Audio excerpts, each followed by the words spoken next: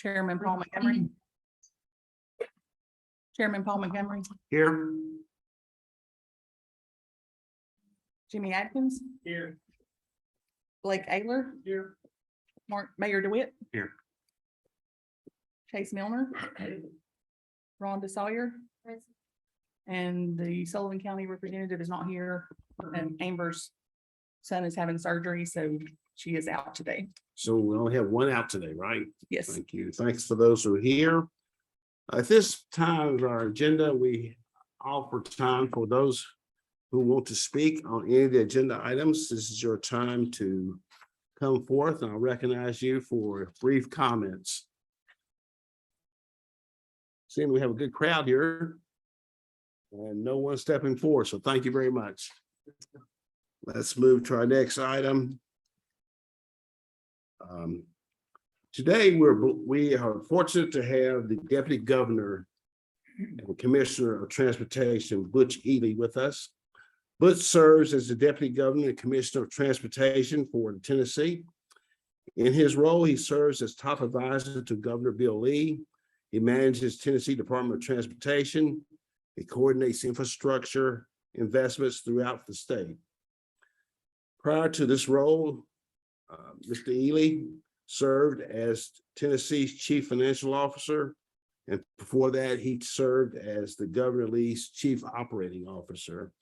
Before joining Governor Lee's administration, Mr. Ely was founder and CEO of Infrastructure Corporation of America, one of the nation's premier infrastructure asset management companies.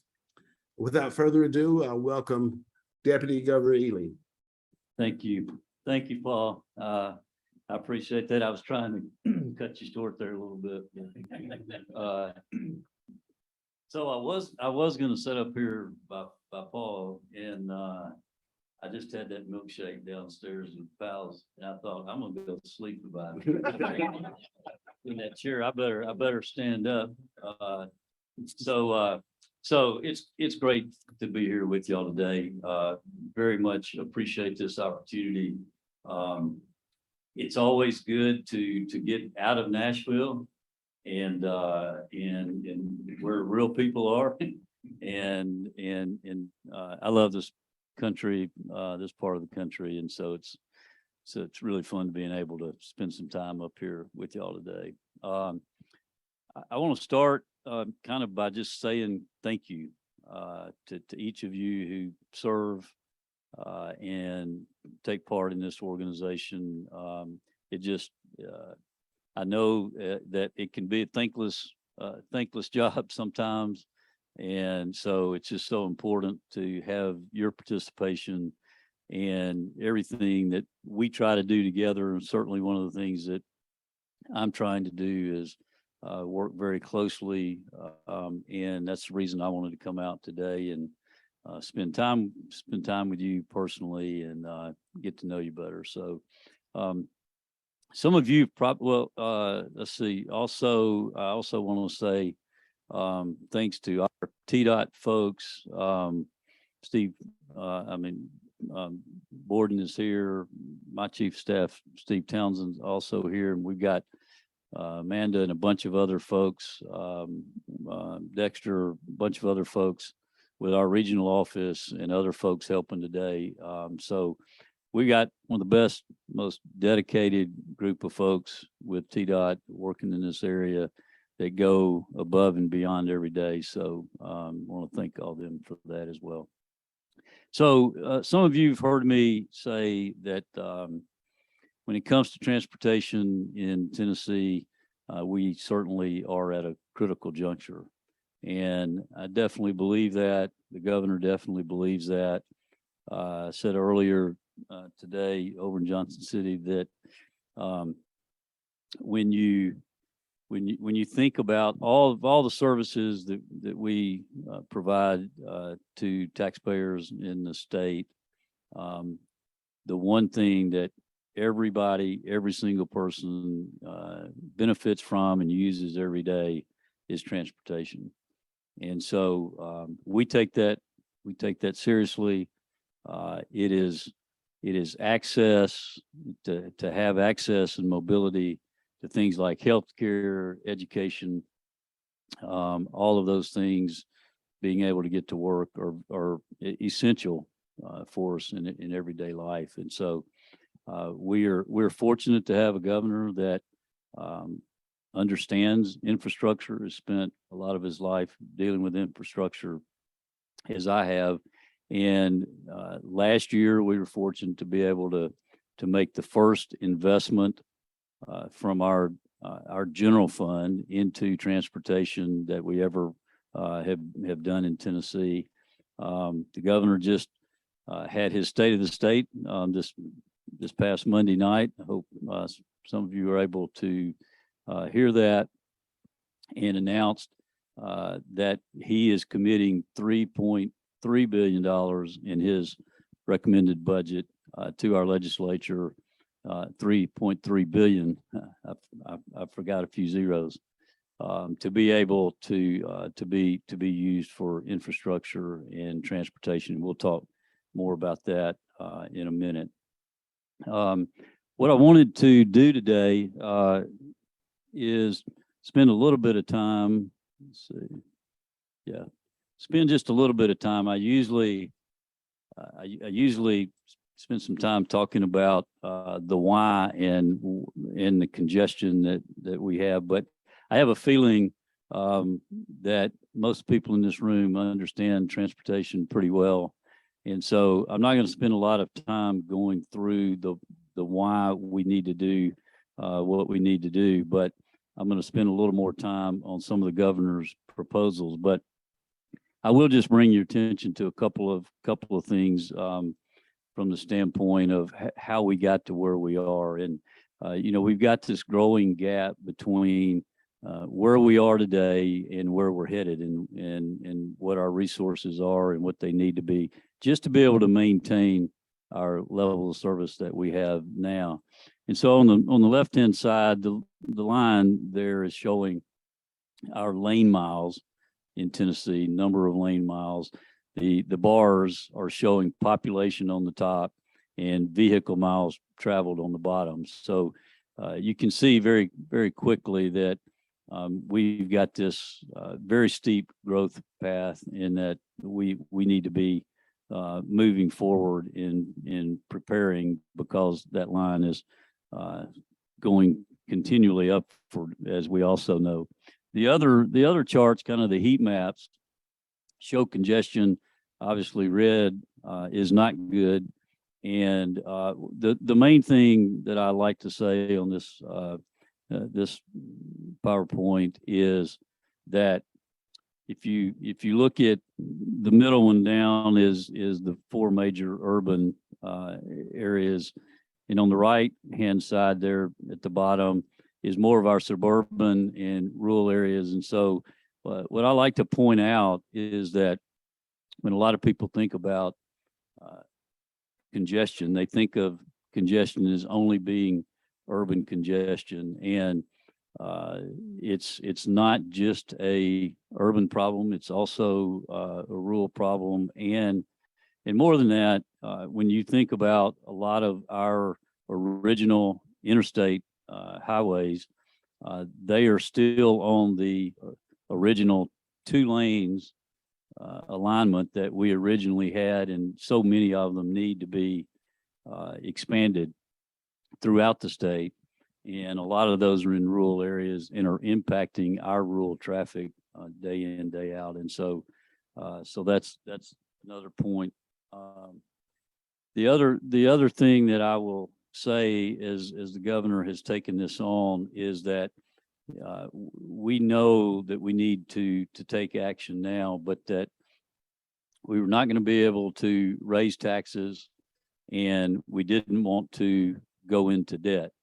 And the third thing that the governor wanted to make sure that we did was to not prioritize urban over rural. So as we go through this, you'll see that. Let me just hit real quickly on the math, just so that we're all kind of on the same page. When you take the gas tax revenues that we get in every year, both the state gas tax as well as the federal, it produces about a $1.2 billion program that we spend every year on our program of work. Of that, a little over half of it goes to state of good repair, just maintaining what we have, and the other programs that we do year in, year out. So that leaves us about 500 million annually that we call discretionary, or that we have for added capacity or new construction projects. So when you divide the state in our 4 regions across from Memphis to here, that's about 125 million per region, and all of us could sit around and spend that this afternoon real quick, right? And so that kind of shows the challenge that we're facing, and why the governor has said, I'm not gonna kick the can down the road and try to leave it for the next governor. Let's go ahead and address this now, so that our future generations are ready for it. And so the other piece of this puzzle that is significant, that is adding a lot of cost and keeping us from being able to get these projects done as quickly as they need to be, is our delivery model. And it's taken us 15 years, which is way too long, and we'll talk about that a little bit more as well. So let's talk about what the governor is proposing. He is proposing basically 3 major changes, or 3 major components to the legislation that he has had introduced. The first revolves around giving us the authority to do public-private partnerships. And one of the things he asked me to do was to kind of scan the country and say, what are other states doing that we are not doing? And what are other states doing that have already been where we're headed from that growth standpoint and so forth? And so one thing that's obvious from the left-hand side up here, that most states have the authority to do these public-private partnerships. And let me tell you how that works. What that allows us to do is to create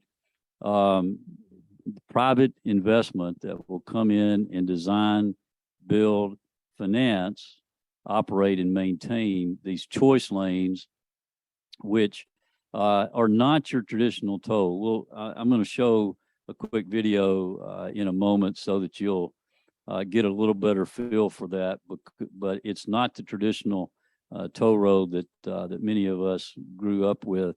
This is it's called choice lane for a reason. It's additional lanes on our current interstate or system, to where people can have a choice to get in, pay a small fee, and then get to where they're going in a prescribed time period. And so let's go ahead, Will, and put that. This is only a couple of minute video, and it'll give you a good idea of what we're talking about. We are fortunate to live in a state with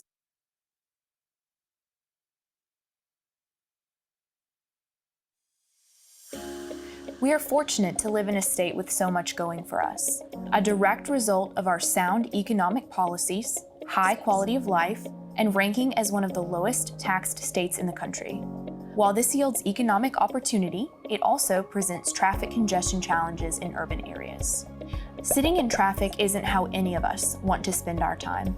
Building choice lanes in congested urban areas would help reduce traffic congestion, provide more reliable trip times, and help you get to where you need to be on time. You can make it home for dinner, to a soccer game, a doctor's appointment, or to work. Service vehicles can make that one extra house call to bring in more business, and emergency vehicles get to emergencies faster. It's their choice to drive on these additional roads. Choice lanes have been successful across the country.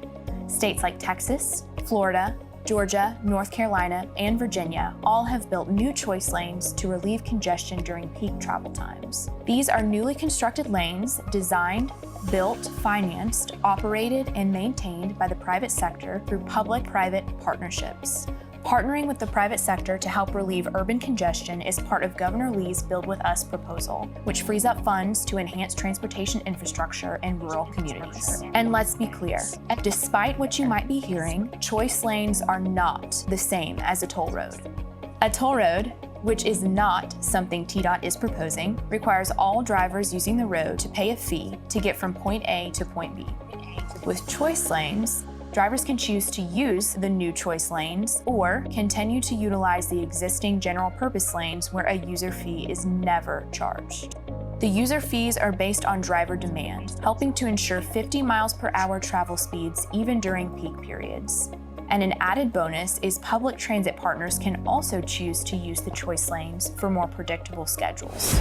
A robust transportation network that includes choice lanes provides more balance to quality of life due to less time spent in traffic, improves traffic conditions for motorists using the general purpose lanes as there are fewer vehicles utilizing them, frees up funds to invest in infrastructure in rural communities, impacts regional economic prosperity positively, offers enhanced transit options as transit buses can use the lanes, and improves air quality due to less idling as a result of reduced traffic congestion.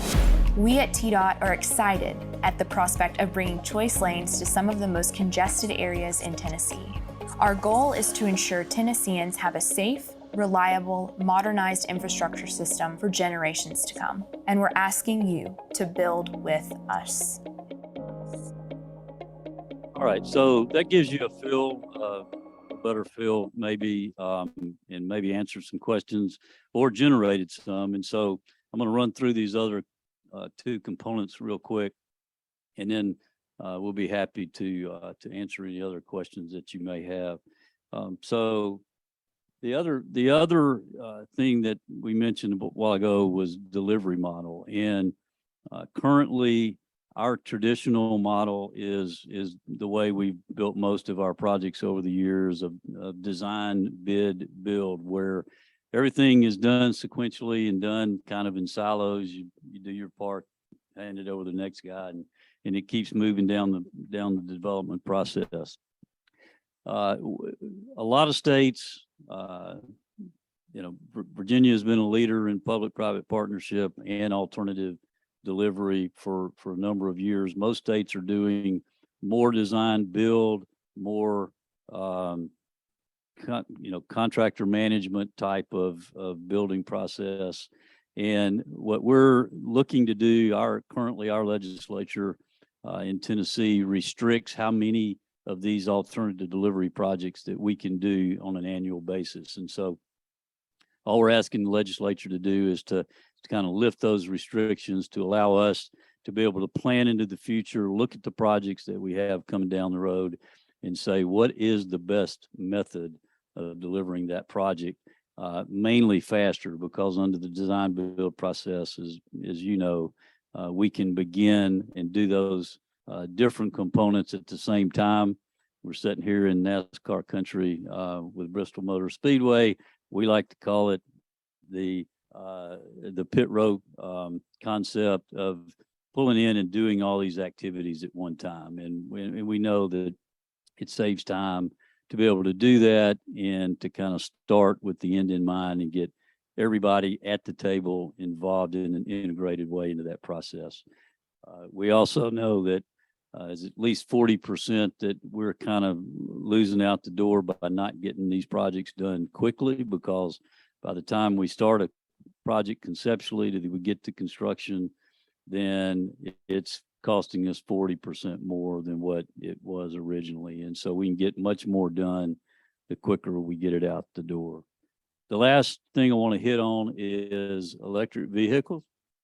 And we know that our current model for gas tax is not going to be sustainable in the long-term future.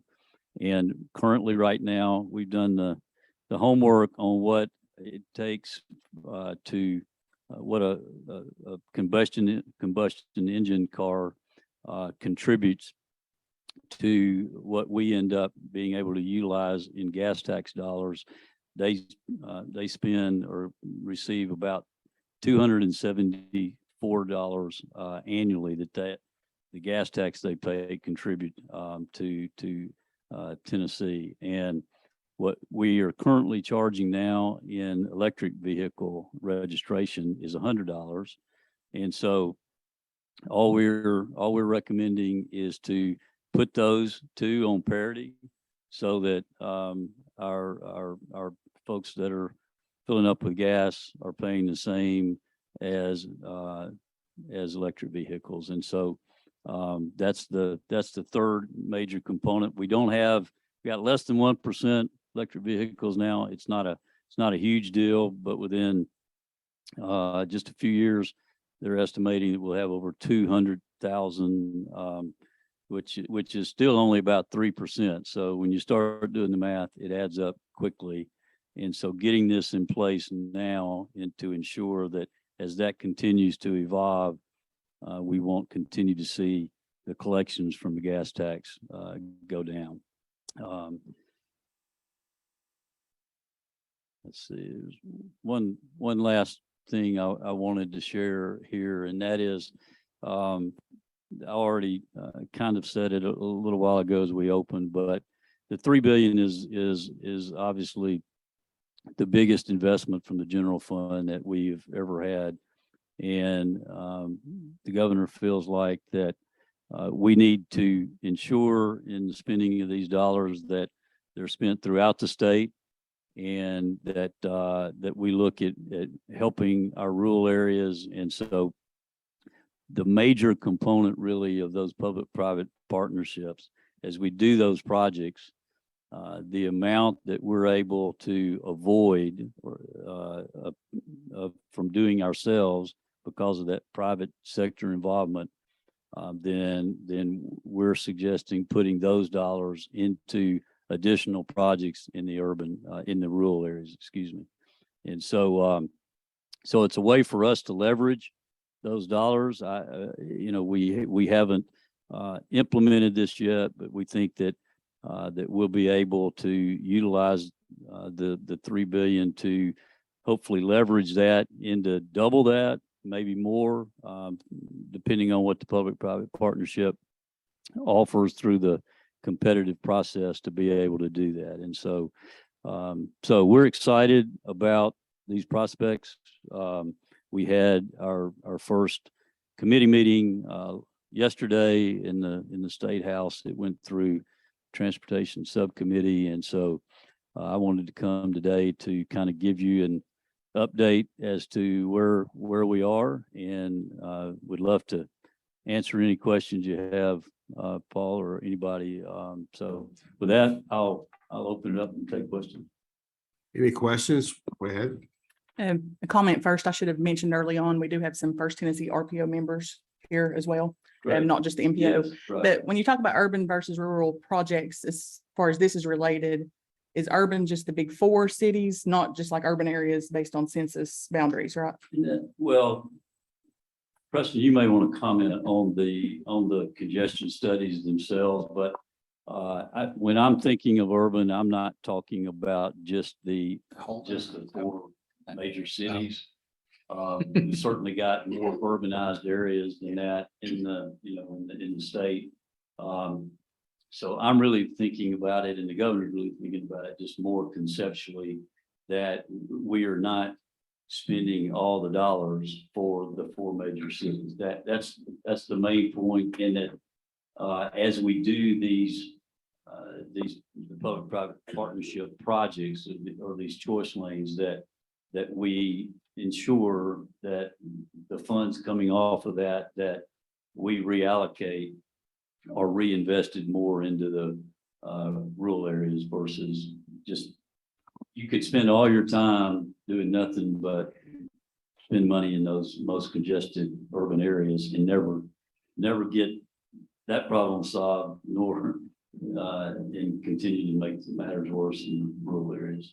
I saw a one pager that said, the 3 billion would be, or 300, 3 3 billion billion. yeah. was like, one urban and one rural Yeah. project per region. So I didn't know if Kingsport being an urbanized or urban area was considered urban or rural. Right. Well, we haven't, there's no definition. It really, I mean, what we're doing is ensuring that all 4 areas, regions that we work under within the DOT are represented in what we do.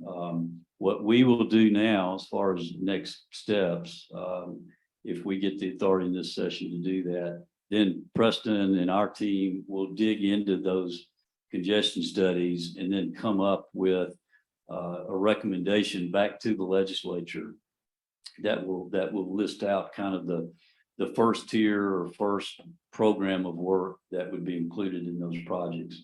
And then within that, we will also recommend the first tier of the rural expansion of interstate projects. But that still doesn't mean that we will not be using some of those dollars, the $3 billion, just for expediting normal projects within the original Improve Act passed a few years ago, or other projects that are coming out. So, I mean, y'all got some projects that are very needed projects.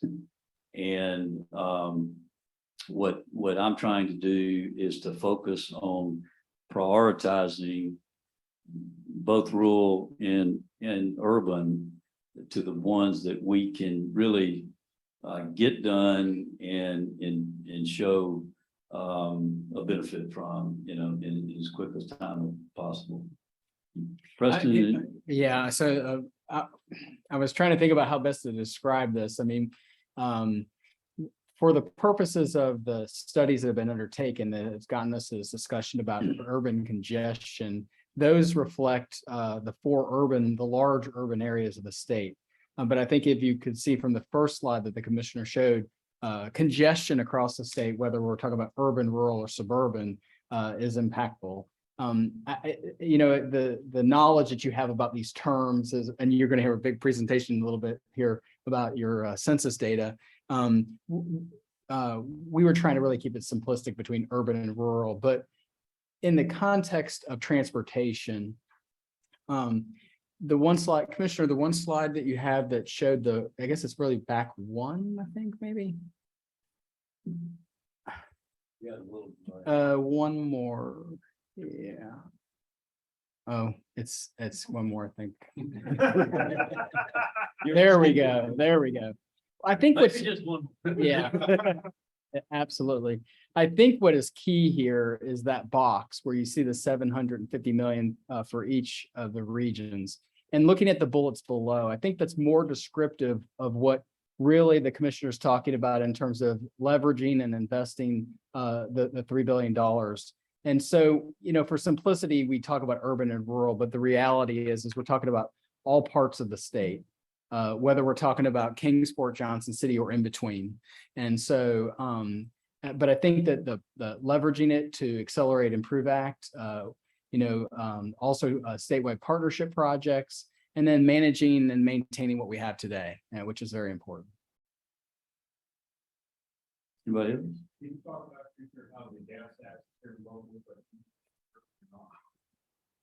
Yeah, that's a great point. So currently, let's talk about the 300 million first.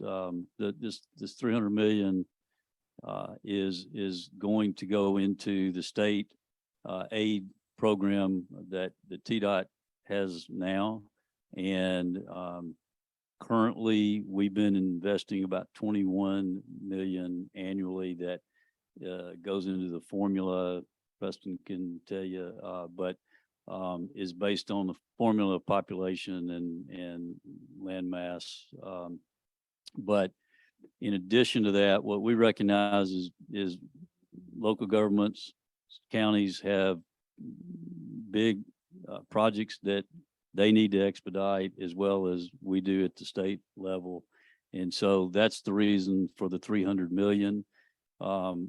We haven't determined like how many years that will play out, but what we're trying to do is to make sure that we have a plan for you so that you will know over the next 5 years, this is the amount of additional dollars that'll be flowing in, where you can really plan your activities accordingly through that. And so be a huge investment. That 300 million represents 15, basically 15 years of what we've been doing each year in 1 year that, will then be able to be spent over the next few, added to the 21 that will continue as well. So, that's a major new investment for counties and cities in the more rural areas. And then the other thing that Steve pointed out was currently under our gas tax collection, we share that also with locals, and that's based on percentages of certain things as well. Right now, as we collect that $100 registration fee for electric vehicles, that is not shared with locals. And so what we have done in this legislation, as we move that up to the 274 level, is we're sharing that with locals in the same way we do now as the gas tax. So as that starts to move forward, then locals will also get your fair share of that electric vehicle fee as well. Good point. Yes, sir.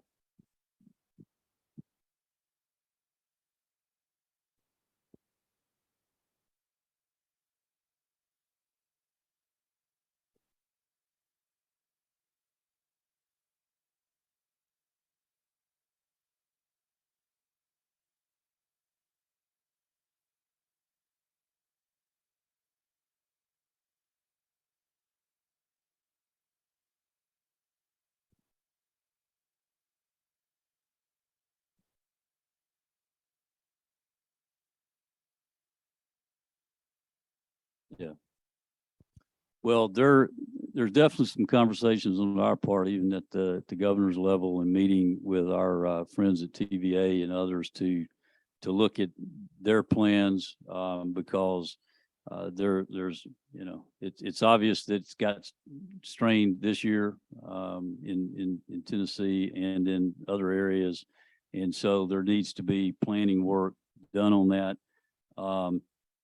Most of that is being done outside of the Department of Transportation, of course, here, but we're certainly interested in it from an infrastructure standpoint. Preston, you want to talk about the other issue? There was a question about federal funds or Yeah, the use of the new funding. Specifically for electric vehicle or any, all? No, all. as it's being Yeah. put into play. Sure.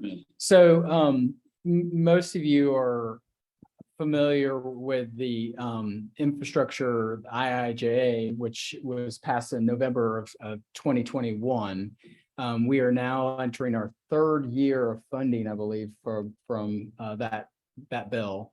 Oftentimes, federal legislation will come in a 5-year bill. There had been some previous years where there were continuing resolutions, but we are now fully utilizing those funds.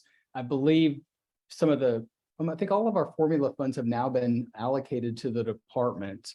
The last two that were kind of let out were one called Protect, and the other one was a carbon reduction. I think those are the last two funding categories that are formula based. But in terms of our core program, our surface transportation block grant STBG funds and our national NHPP funds, or yes, thank you, National Highway Performance Program. Those are all in full use, and we've been making use of those dollars ever since they were made available to us. I think that's what you were asking.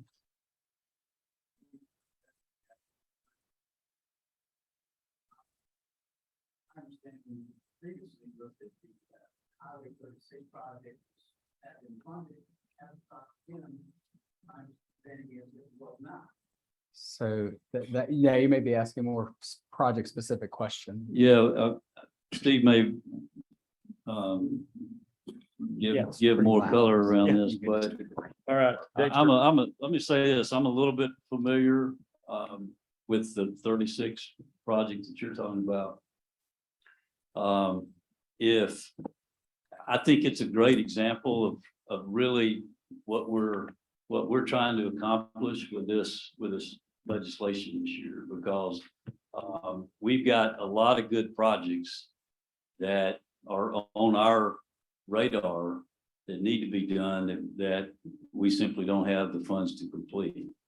And so that's what I'm trying to accomplish with the efforts that we're making now. I feel like from what I know, and Dexter and Steve can chime in, but that's the kind of project we're trying to get done with this increased funding that we're talking about.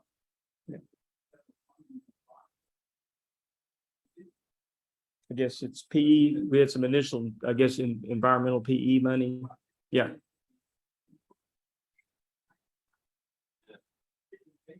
Yes, this project has PE funding that takes it through early design stages. It has not been identified for right of way and construction funding at this time. So funding for design has. That will go through the process that we go through on every other project, through the ranking process that we do in the process. What was your other question? Did you respond? Yeah, well.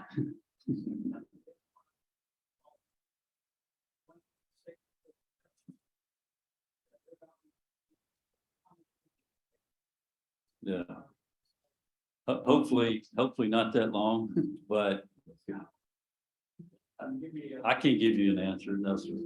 Yeah, I can't give you an answer today, but I can tell you that what you're describing is my problem too, because we've got way too many projects or projects that have come into the funnel that have started in some level of the process, and we're not getting enough out the bottom.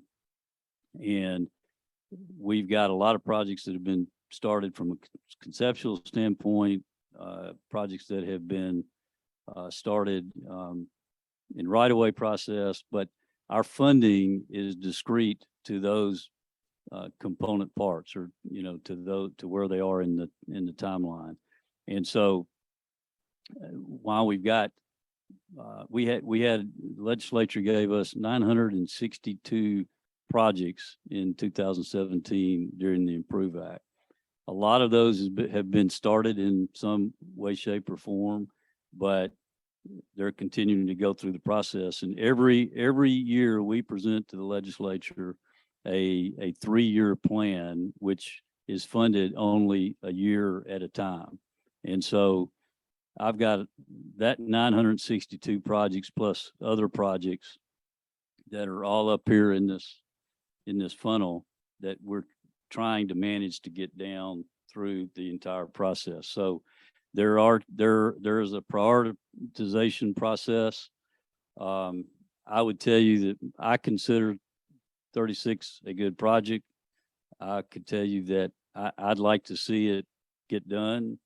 And it will get done, just like all the other projects that the legislature has given us to do.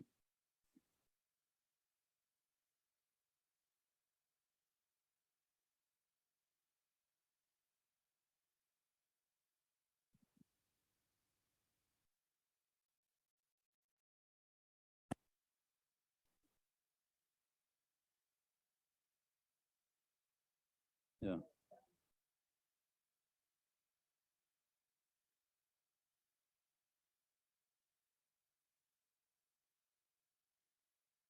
And it's not even been started yet. It should have been prioritized first. It's already started.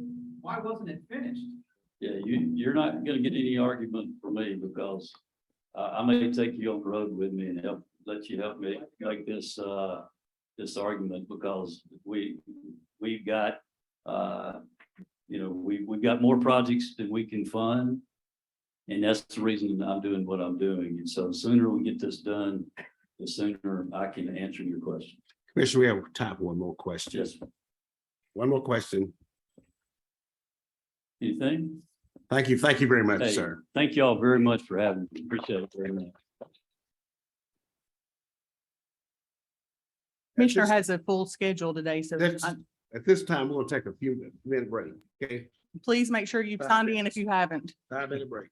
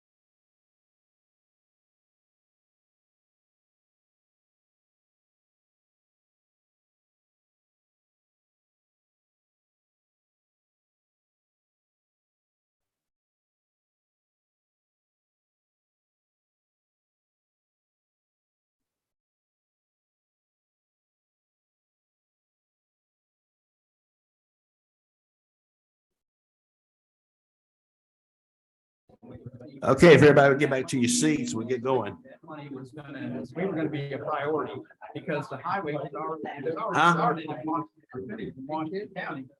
Why wasn't it finished the rest of the way? We should have been a priority, I think. Yeah.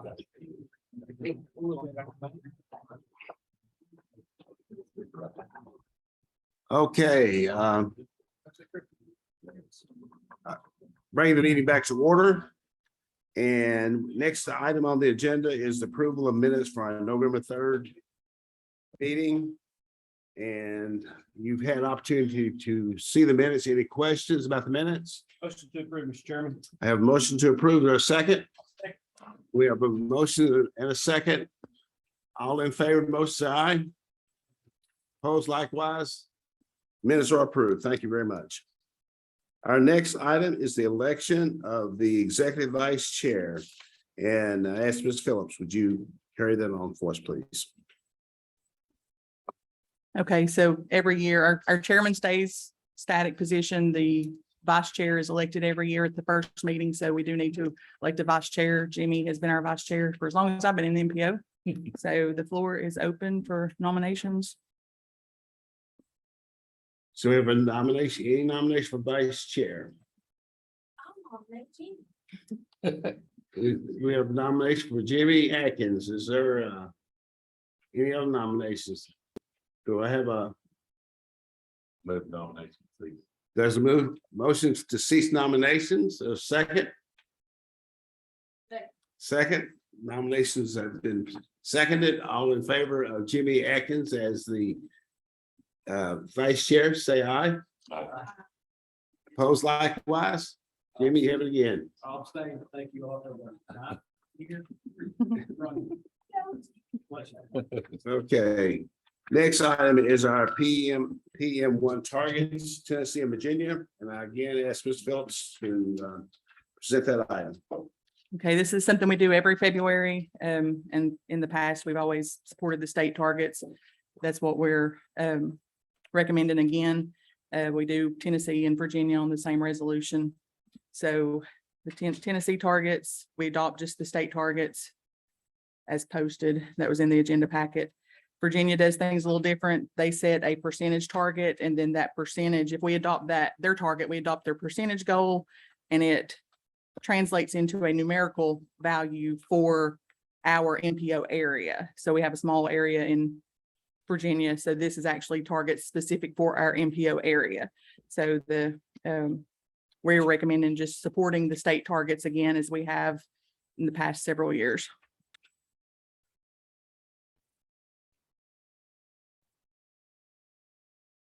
So is there a motion to approve the state targets? I'll make that motion. Okay, is there a second? Second, Mr. Chairman. Thank you. There we have a motion and a second. Any questions? All in favor of the motion for the accepting the targets, say aye. Aye. Post like sign. Targets have been approved. And the next item is our safety targets. And this is transit safety targets. We don't do this every year, but every well, we might do transit safety targets every year, but they're not as often as the PM1 targets. But in our area, we only have CATS and NetTrans that have to set the transit safety targets. MEOC or Mountain Empire Transit does not have to do the safety targets because they do not get 5307 funds. So again, we were just recommending adopting the targets that CATS and NetTrans have set as included in your agenda packet, and included also is their revenue miles. And NetTrans has their total trips included as well. So there's fatalities, injuries, safety events, and then the major mechanical failures. But these are set by each transit agency. So we recommend just supporting their targets that they have set. Are there any questions for this about the safety targets? Seeing I can have a motion for approval. Okay, have a motion to approve the targets. Is there a second? We have a motion, a second approval for safety targets. All in favor of the motion, say aye. Aye. Opposed, like sign. This transit safety targets are approved. Next item is the transit asset management targets. This Phillips. So another transit targets that we have to support or adopt is the MPO. These are the ones we don't do every year. Is the asset management. It's based on their vehicles and their properties. So CATS sets their targets. And again, all this is included in the agenda packet that was sent out a couple of weeks ago. NetTrans is part of the state plan. So their targets are set. They follow the state's plan for their targets, and MEOC follows the Virginia Division of Rail and Public Transportation targets. So MEOC and NetTrans follow state targets. CAT sets their own. And again, since they're most familiar with their operations, we just recommend supporting their targets as included in the packet. Are there any questions about the transit asset management targets? If not, may I have a motion? So moved, Mr. Chairman. I have a motion to approve the transit asset management targets. Is there a second? Second. We have a motion and a second. Any questions? All in favor of the motion, say aye. Aye. Opposed, like sign. Our transit asset management market targets are approved. The next item is our census urban areas update, and I'm going to ask Mr. Thompson if he would give us that, please. Thank you.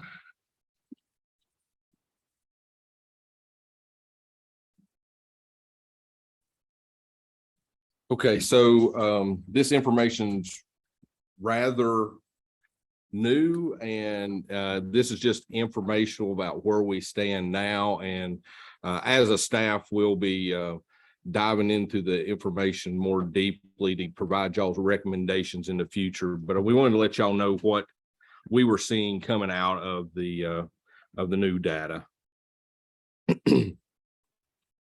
So with the new census, there's several things that change the way they're defining urban areas. The qualification to be an urban area has changed from to 2,000 housing units instead of 5,000 people. That's been in place since forever, 1910. And And then now they're going to be using housing density instead of population density when they delineate urban areas. So that's the big change this time, is we're talking about housing units. And if you really think about it, it's very logical that when you're talking about what's urban and what's not, it's not the built environment is how densely are the houses packed instead of the number of people in a house. So really, when you look at across the United States, 2.5 people per household. And so that's how they got to those numbers. So once you get that minimum to fill out the rest of the urban area, they're using the 200 housing units, which is similar, like I said, to the 500 persons per square mile based on the 2.5 persons. They're no longer the census is no longer doing the hops and jumps for you. So you will see in a moment when I show you some maps that the urban area as they've defined it is non-contiguous. So if we want to do that as we go through the smoothing process, that's definitely something we can do. But as far as the census goes, they don't do that any longer. They've also changed their hops and jumps a little bit, as you can see there. So that definitely plays into the reduced area that you'll see with that going down. So I know you can't read that, but that is what we've done is we've looked at all what were urbanized areas in 2010 and what the new 2020 data shows. Not a big deal, but they changed the name from that. They used to have urban clusters and urbanized areas. Now it's all urban areas. And if you look more closely at the data from the Tri-Cities, you can see in the gray on the bottoms, the 2010 data. And so you can look for the Kingsport area. We had a population of 106,571 folks. And now we have a population of 98,411 folks based on the changes to the census. So that's an 8% decrease. And as more than anything, to me, the big thing is the land area went from 113.6 square miles down to 94 square miles, which was a 17% decrease, which really, it just happened to hit this area really bad. When you look at it across the state, other folks didn't have as much of that. One other big number to point out here, if you look in the green box, I've separated out the Tennessee portion and the Virginia portion. We had 4,113 population in the Virginia side in the urban area, and now it's down to 365 people. So that's a major drop, like a 92% drop. Yeah. So getting into some maps, this is a map showing all three of the Tri-Cities areas, MTPOs. So of course, on the left-hand side is the Kingsport area. The maroon color is the 2020 census urban area, and the gray around that is the area lost that was in the 2010 but no longer in. Likewise, in Johnson City, you'll see the yellow is the areas that were in 2010 and have went away. So that one, yeah. So the green area is the area that didn't change. The blue is where areas grew, and the yellow is what's lost. And then Bristol, you can see the orange. The orange area is what was lost, and that more brown area is what is in the 2020. So we'll go in a little bit closer on these, but I just wanted to give you a look at the overall. This is the interface between Johnson City and Kingsport area. That in the top left-hand corner of your map is the interchange of I-26 and I-81. So we've in this MPO, we've always been really interested in this. If you remember in the 2010 census, we were all talking about, are we going to be agglomerated into one urbanized area? So that was all because of that area up near the lake where the tan and the yellow area meet. So we go forward and look at it based on 2020 data. They no longer touch. So I think that should give us some, we shouldn't have to worry about the agglomeration conversation after this census. And you can see a couple of those where I was talking about, they no longer make the urban area contiguous, and you have some jumps there. And while we're on this one thing that's interesting in the middle bottom of that screen, if I go back to the previous screen, you'll see that yellow area that was in Johnson Cities is now in part of the Kingsport area there. But so then if we just look at the Kingsport area itself, the light tan is what is no longer urban. The light maroon is what didn't change, and the dark maroon is areas that we gained. So that, again, that's just a close-up. It also shows the Johnson City area there as well. The Virginia area, this is what it looked like in 2010. And then that's what it looks like now. We lost all of Weber City and Gate City as urban area based on the changes in definition. So that's a big, that one's a big deal. And some of these little changes you'll see is the block through the normal process, the blocks also get looked at. So you know, congressional districts, they look at redistricting, then blocks get redone. And so there's always, when you get down to the really close details, there's all these little nuances that that you're like, why did half of this neighborhood make it in and the other half didn't? And when you go looking at the block level, it literally, they normally block those off by roads, and it's very common for one side of the street in a subdivision to be on a different block than the other.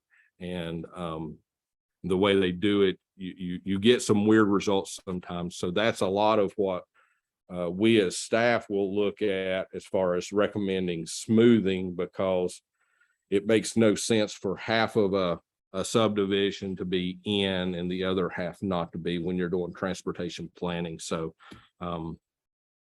we've long talked about transportation analysis zones need to be more like drainage. When you look at it, everything that feeds into the transportation roadway system really ought to be a transportation zone. So the block method doesn't always really lend itself well to transportation planning. So there's going to be some suggested changes as we go through. And here's that same map blown up that has the three different colors: what was gained, what was lost. Again, that shows you the Virginia numbers over on the right and the change. But so that's really all I wanted to do, is just give you all a little precursor of what the data is. And like I said, there's definitely more to come. We've as staff been talking to, you know, Johnson City as well, and trying to make sure we all use a similar methodology. But the most important thing is this organization receives funding based on that area, based on the population. The most recent federal guidelines, the state definitely meets the intent of that, if not the letter. I don't know about that part, but they have historically allocated funds to the small MPOs in the same manner as prescribed for the large 4 MPOs through the TAs. TDOT chose to continue to do that. It's very logical. It's very easy because that's the way we've been doing it. It's very defendable. I'm not sure that there isn't a requirement for a conversation based on the federal guidance, but I think at least for us, it was very understandable the way they continued on for now. I don't know, Sean, or if any of y'all obviously know this stuff much better than I do. Is there anything that Federal Highway would like to say about any of that? Turn your mic on, please. Yeah, so. No, I think you've summarized about most of what we know at this point well, Michael. We'll be working with you guys on that smoothing process and looking at these boundaries and adjusting them in order to best fit our federal funding programs. And I like the way that you characterized how transportation works. I think that fits it well. With so much overlap between the planning areas for the MPOs and the urbanized areas, we probably will, and you guys already are doing this, have a conversation about the coordination and planning for those urbanized areas. We're not, the feds are not going to come in here and say that the MPOs need to merge, or that the planning process needs to fundamentally change or anything. That is a state and local decision that we respect, but we do want to make sure that coordination is happening such that there is effective transportation planning happening, even with those the tangled web of everything that we've got from the census. Zach is a new planner with our office and is much more up to speed on these results. I don't know, Zach, anything? I'm right along with Sean on Yeah. that one, right along with you guys. We're kind of learning. We did just FHWA just released frequently asked questions on Monday. So that just came out. I did share it with the MPOs and RPOs. I could share it again with you, Michael. That's what we have so far, and we're kind of going off that and fielding new questions as they come and going back to the census when we can. So Is there, I mean, with us losing such a large area of Virginia, and now we have such a tiny area, we have to cover the urban area, right? mhm. Is there any leeway in that? Or, I mean, are y'all familiar with another bi-state that has that small of an area? I mean, We've heard of other pretty complex situations where bi-states have been, where state boundaries have kind of chopped things up and stuff. Not to your situation specifically, but we can see what else is going on out there. But you guys are required to cover that, to cover at least that urbanized area, plus the area forecasted to be urbanized over the next 20 years. So that's the requirement. We can work with you guys on what that actually looks like in terms of representation for that area and planning. well, we have to still do 2 UPWPs, and I mean, based on that small of an area, do we still have to basically do everything twice? You know, I mean, it's going to be figuring it out going forward with Virginia, and I'm sure Federal Highway Virginia and everybody. Yeah, and correct me if I'm wrong, I'm looking at my Virginia cohorts over here, but the way Virginia funds things pretty similar, where there's a base plus you get an additional for population. We were already working off of the base minimum, so we don't expect the funding to change that's being received by. So central office has released a lot of their guidelines internal to VDOT, and we've had a lot of discussions since this original information was shared. And some of those conversations I can share with the board. So for the urbanized area, it must be covered. So it cannot be taken away from the MPO. Based on legislation in the state of Virginia alone, it wouldn't allow to cut that out, let's say, or remove it, Virginia, from it. So unfortunately, the 365 citizens or whatever the number is would remain. For the base amount, I will say that we have seen projections. We're not allowed to discuss those yet at this time, but I will say that based on what I would assume, what I was understanding and seeing, I don't think there will be much of a change. Now, they may come out later down the road here in a few weeks and that changed drastically. But as Michael said, you already received the base amount. So I don't think we'll see too big of a difference on that. I think the big thing we sit down maybe and talk about as we go through this, as you all go through your smoothing process, is with the planning boundary that you have, do you continue to cover as it is set today? And then we talk about how the allocation of those PL funds are distributed and get into a bigger conversation about how that works out into the future and going forward. And another thing is, does that affect our smart skill application? Because it was submitted by the MPO, and is it going to be in our planning area still? I don't know. I mean, it's not in our urbanized area. urban Correct. area. We would hope, like, as I said, we would be hopeful that the planning area would remain and cover what the urbanized area shows us today. And so as far as that application being submitted, this is a conundrum. This has never happened before, where we've had an MPO submit an application. They get funded for approval. And then, 6 months later, the census data comes out and removes that area essentially from the urbanized area. And essentially pulls it out of the MPO boundary. So this is a brand new one for us. I will say that doesn't impact a lot with that project. That still will be a VDOT administered project, will be one that we'll be doing in-house. So since it's inside of the funding scenario, I don't have an answer on does this impact it going forward? Is it something that they pull out of the funding scenario? I don't think so. It could always potentially be switched to Scott County if need be, given that it scored fourth highest within the district as a whole out of all of our projects and had such a high score.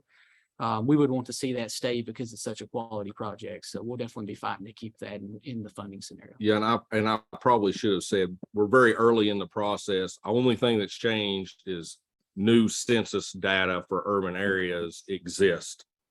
The MPO board has not accepted anything, and they have till 2025, I believe, to accept the smooth urbanized area. So urbanized area as smooth from the 2010 census is still what we are living by today. So I believe 2025 is The date of your next long range plan update off the top of your head? It won't be before 2025. yeah, because we just approved it last year. So yeah, so as it is right now, we would need to adopt it by 2027. Is that right, Leslie? Because we're on that 5-year cycle instead of 4. Other than that, any other questions that I cannot have the answer to? If not, I'll turn it back over to you. Okay, thank you, sir. Last next item is our federal and state partner updates. And so, Ms. Phillips, you take it from there, please. Yeah, good afternoon, everyone. I'm Sean Santaya, Program Development Team Leader for the Federal Highway Administration Tennessee Division. I have been a planner with FHWA for about 5 years now, serving this area. I'm working with Leslie and I saw Bill back there on the MPO program here. I wanted to introduce a couple relatively new members of the team. To my right, Gilberto De Leon is our new Deputy Division Administrator. Joins us from the FHWA Virginia Division, where he was their engineering team leader. And then Zachary Coleman is a new transportation planning specialist that will be serving as our planner, supporting the MPOs in TDOT Region 1. Zach joins us from Orange County, New York, where he worked for an MPO and did some local land use planning there.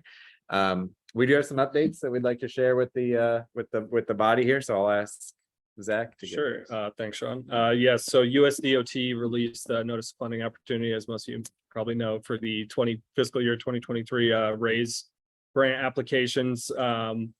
Raise that's $1.5 billion for surface transportation projects that would have a significant local or regional impact.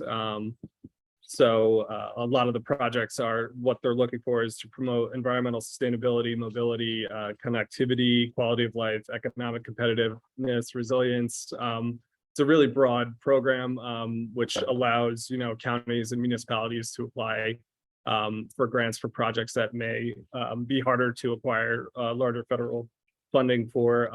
So the deadline is fast approaching, February 28th, and we encourage people to apply for those grants if there are projects in mind. So it's really all we have for the updates. We appreciate the opportunity to provide an update. Happy to take any questions.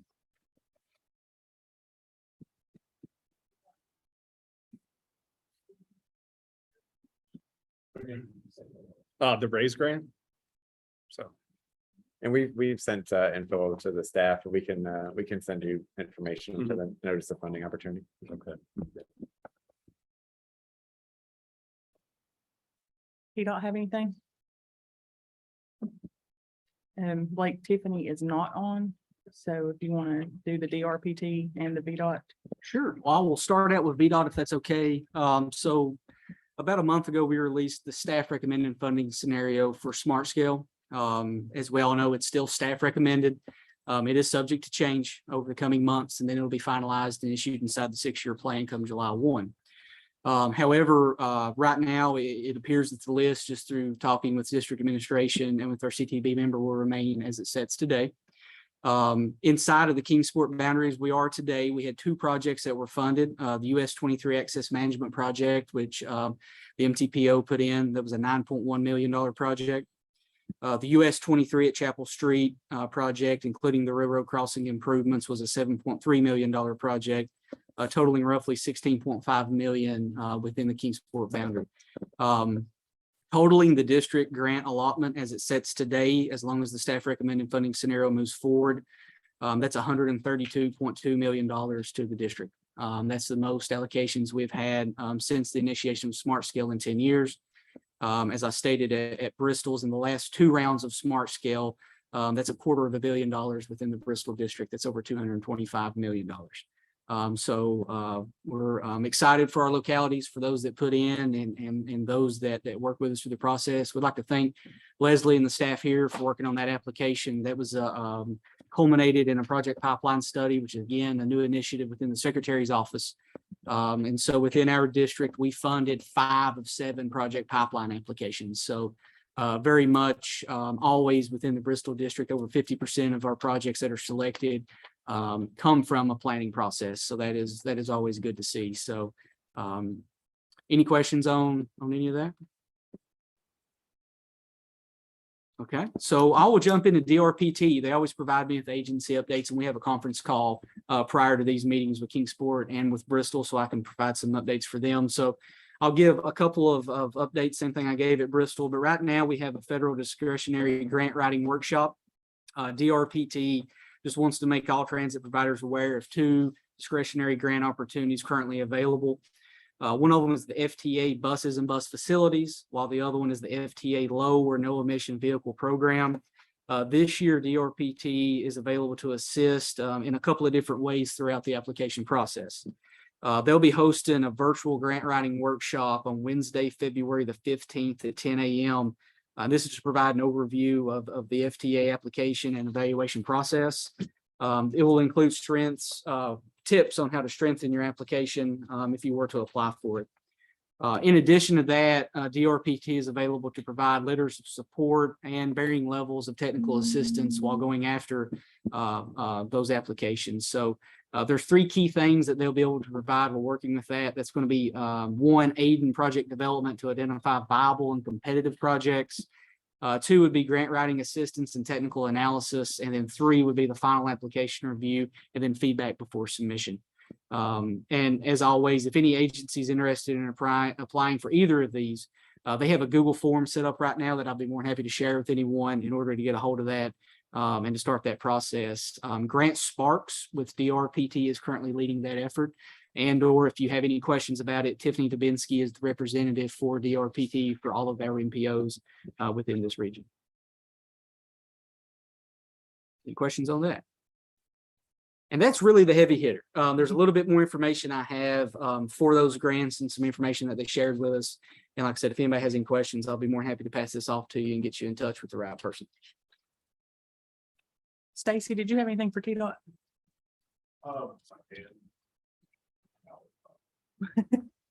Again, Stacy Morrison, the planning manager for community transportation. Our planning grant, remind me, we got some planning grant funds that kicked off. State Route 93, State Route 1 interchange area. So hopefully we'll have another amount of planning grants out by the end of this year. UPWP, this is UPWP and contract year for us. We're still finalizing what our trying to get you all good numbers and all that stuff for your budgets for your UWP, then get that out to you hopefully about the end of this month. I know y'all are already doing some work on that as well. Working on the federal highway themselves, to try to get our numbers and everything. Correct out on that and again, it's know it's always great to work with you all. Appreciate that. That here, thank you. What is the status of the STIP? Is that a federal highway or TDOT question? I don't know. Thing on it, like Not been submitted yet to the Federal Highway Administration. I think you guys are still responding. okay, yeah, I hadn't seen anything like that. Yeah. But Transit cats, is there an update? Garage is going up.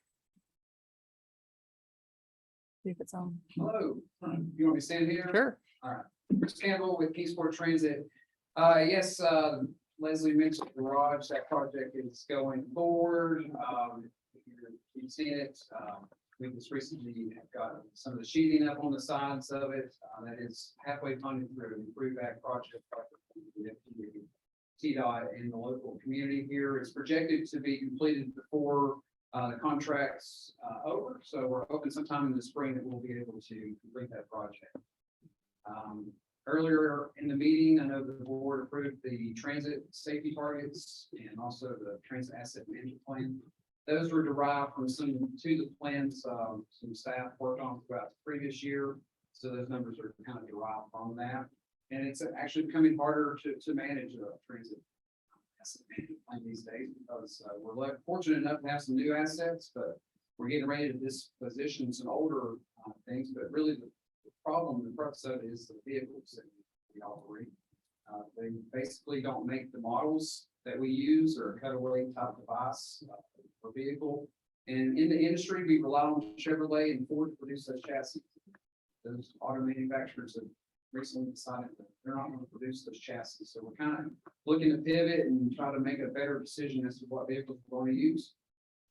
So we know that that's going on. And at the same time that you have vehicles, you need drivers, operators. So we're like most other agencies out there struggling a little bit with the shortage of drivers. That's not the whole story. We've also had a few drivers that have been just out of work due to sickness or some type of FMLA type situations. So we're hoping to get those individuals back in those positions back so we can get fully staffed, as we have had recently temporarily reduce our service level. We're operating 5 routes currently instead of 6. So we're projected to continue to operate at that level until we get some drivers back. We've got 1 in training today, but like most other agencies, as soon as you get 1, it seems like there's another one kind of leaving. So that's what we're experiencing here in transit. Be happy to answer any questions you might have. When did you say you ordered vehicles that you're still waiting on? It's been like 2 That years. procurement was done at the end of 2020, so 2021, and we've kind of been waiting in line ever since. And that's a story that you hear across the country of transit agencies just waiting on these particular vehicles. So you can get some bigger buses, but we're still making those, but they're especially two and require a higher license than what we currently have for our drivers. Thank you. Candace, you got anything for Net Trans?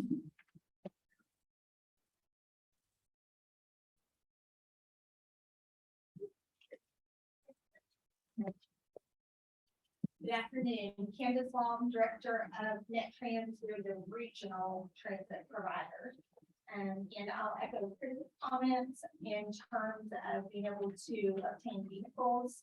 We have actually had our POs just completely canceled. So we have funding available, but there aren't vehicles available at this time. So, managing our assets has become quite difficult. We're just doing everything we can in terms of just rotating out vehicles to maintain equal mileage. And we are having to invest in repairs of vehicles that we normally would dispose of just to be able to keep service running. I will say that we did, after 18 months, receive last week our new maintenance vehicle that we ordered. So that was just a little bit of sunshine in the middle of this storm. And The other thing I want to talk about is the urban rural boundaries. We've already contacted our software company. We're having the new urban zone maps overlaid in our software so that we can be sure that we're providing the right level of service for the urban and the rural areas. But we do not anticipate any change if someone's currently receiving service because they were in an urbanized area. We'll just transition them to use our rural funding to continue to provide service. So we're not expecting any change to the actual public, just more on an administrative side of how we have to handle things. Our EV charging station project is moving forward. We completed our site analysis for the 6 charging stations. We've received bids on having all of the electrical work done, the pedestals, all of those things. So that's moving forward nicely. And then the last thing I want to do, I'm super excited about this. I'd like to introduce a new staff member, Dr. Jasmine Renner.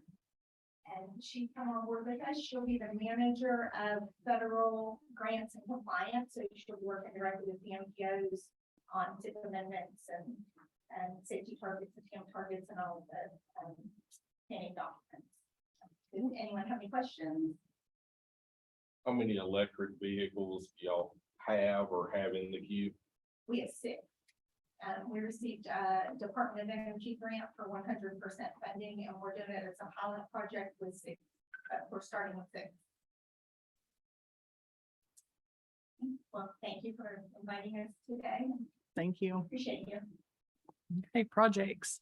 Looks like our TDOT project folks left. Is that it? Got a Main Street update, Michael?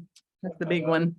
Working on utilities, we're still in the phase 1 area, working on the water line, and they're starting to do a little bit of the sewer work, but working through some environmental stuff that we hit some soils that needed to be classified, and so that's we had to shift from working in front of the CAPS Center up to closer, a little bit further west, while we were dealing with that. But yep, everything's moving forward. The Brickyard pedestrian bridge, we're trying to work with CSX to allow us to put the bridge there.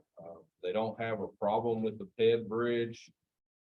They don't have a problem with the vehicular crossing, but they don't want to add a crossing. And even though those are the same location, they look at that as adding a crossing to the railroad. So trying to work through that issue.